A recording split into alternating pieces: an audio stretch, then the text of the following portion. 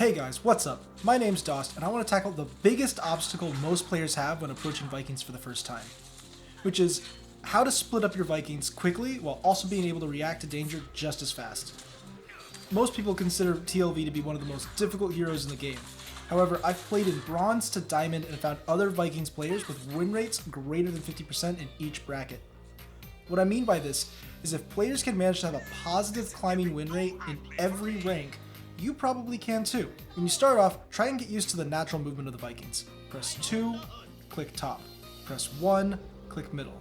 Press 3, click bot, and line them up into their proper positions. Make each Viking walk a short distance, then react to them stopping by giving them an order to move again, gradually speeding up over time by making them walk shorter distances. When you are comfortable with the movement part, try adding an attack move behind the enemy minion wave and then splitting them to keep them from grouping. If this is difficult, consider remapping 1 and 2 and trying again. Balog is your most vulnerable Viking. Place him closer to the top and try and angle him so that he can spread his damage over as much of the minion wave as possible. Note that Balog has the worst sustain of the 3 Vikings, so keep him out of danger when you can.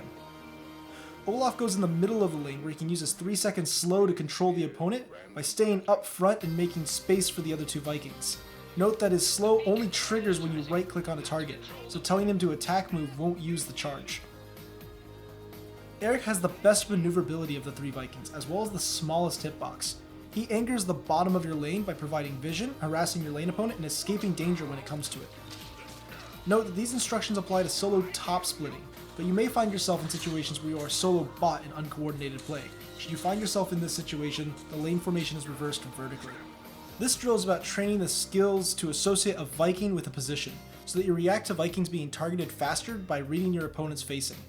When fighting most enemy opponents, you press 4, right click to attack, and then have the one being attacked retreat. This is as mechanically difficult as throwing a skill shot and using a dash to escape, which most players already know. The skill you're training isn't to manage 3 Vikings at once, but just to identify and respond to the correct Viking in danger. It's a steep skill curve, but not a high skill floor. So now that we've covered how to keep track of Vikings in one lane, let's take a moment about how to deal with Vikings in 3. Split up your Vikings into each of the 3 lanes, then hold space with your thumb while cycling between 1, 2, and 3. Because experience globes only disappear after 6 seconds, you can catch every globe as they drop if you check each Viking within 2 seconds or less. Some people tell me they prefer to double tap the buttons to center the camera, but I strongly discourage this. Imagine double tapping keys for 10 minutes straight every 2 seconds on the clock. It's literally twice the number of keystrokes, and the longer the game goes, the more potential for error and fatigue. Typically, you want your Vikings to be wherever your team isn't. It only takes 1 player to cover soak, so if your 4-man is brawling mid, you take top and bottom. If your team has 3 people in top, but someone won't rotate out of mid, stack all 3 bottom.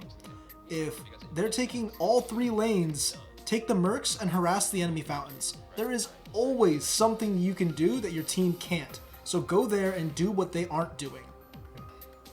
You want this to be as mechanically easy as possible, so you can spend more mental effort on everything else happening on the minimap, while still managing to cover soak.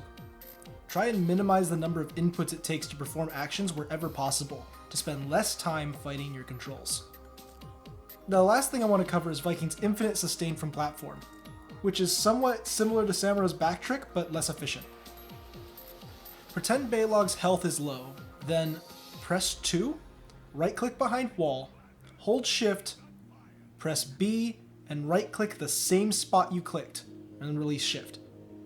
This will send Balog to run to safety, then top off its spawn before automatically returning to lane, roughly taking about 25 seconds to complete the round trip beginning to end. Usually Olaf can use his passive to heal up more efficiently, and Eric can potentially heal up simply by queuing a bunch of move commands behind wall after level 4, but you can do this trick by sending any Viking back to base to defend or get camps.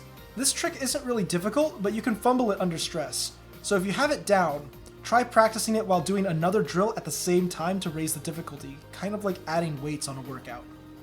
The best way to do drills is with regular practice. Find some time and make a routine. Do them over and over on loop. You could do it for 10 minutes every day as a warm-up before playing.